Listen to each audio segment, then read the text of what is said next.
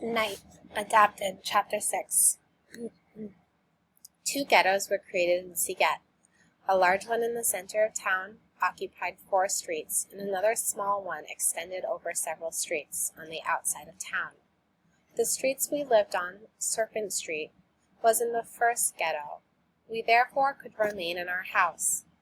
But, as our house was on a corner, the windows facing the street outside the ghetto had to be covered. We gave some of our rooms to relatives who had been forced to leave their homes. Little by little, life returned to normal. The barbed wire that enclosed us like a wall did not fill us with real fear. In fact, we felt this was not a bad thing. We were separated with only other Jews. A small Jewish republic, a Jewish government was elected, as well as Jewish police force, a welfare agency, a labor agency, and a health agency. People thought this was a good thing. We would no longer have to look at those angry faces, endure those hate-filled eyes. No more fear, no more anguish. We would live among Jews, among brothers. Of course, there were still discouraging moments. One day the Germans came looking for men to load coal into the military trains.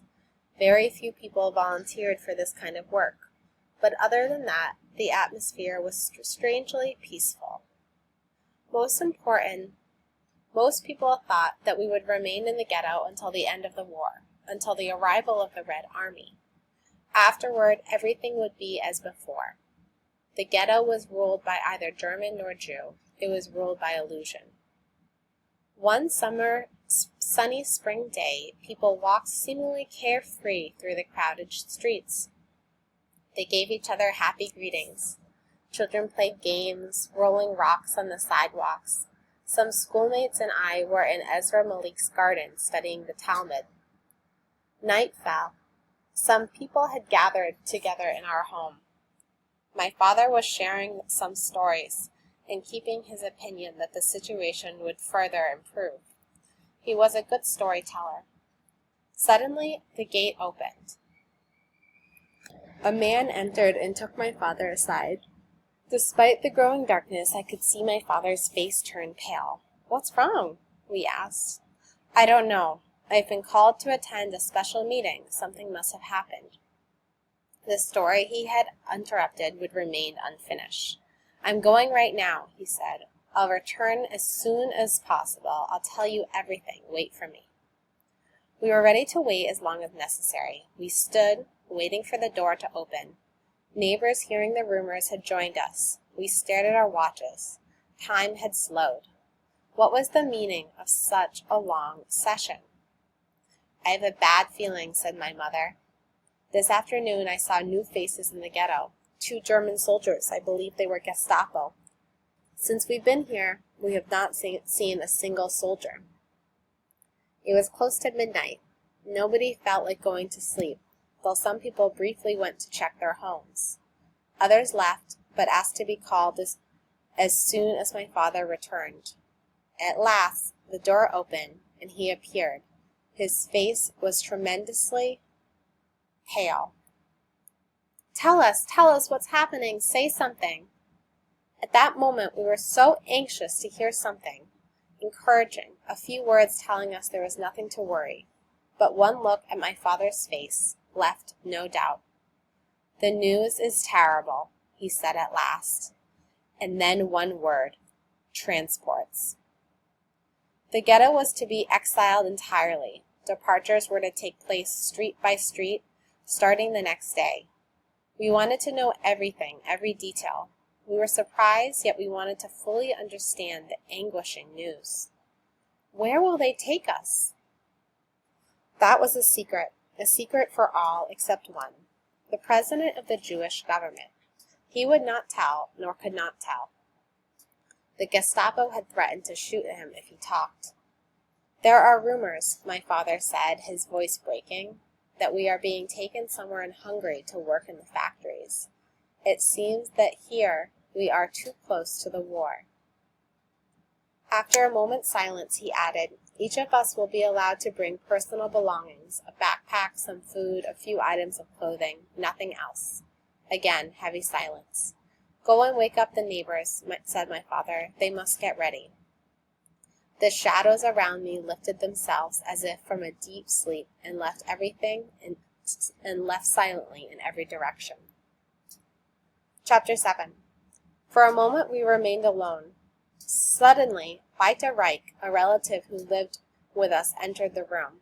"Someone is knocking at the sealed window, the one that faces outside."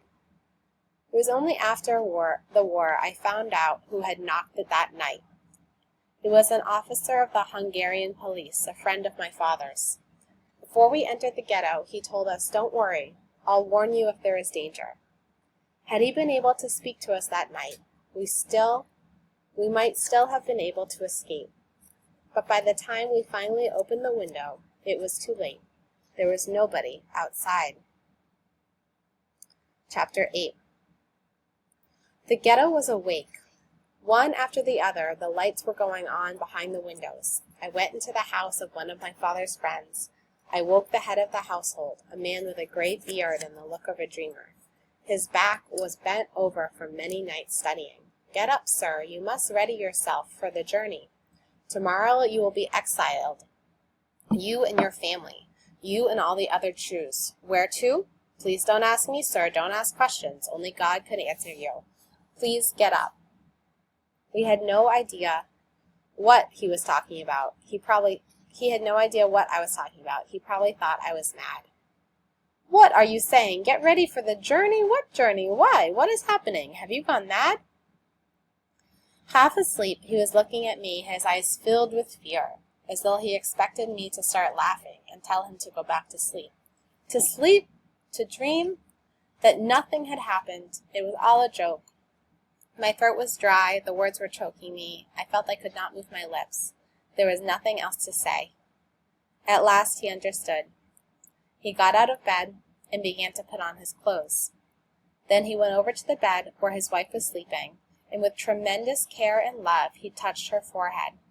She opened her eyes, and it seemed to me that a smile crossed her lips. Then he went to wake his two children.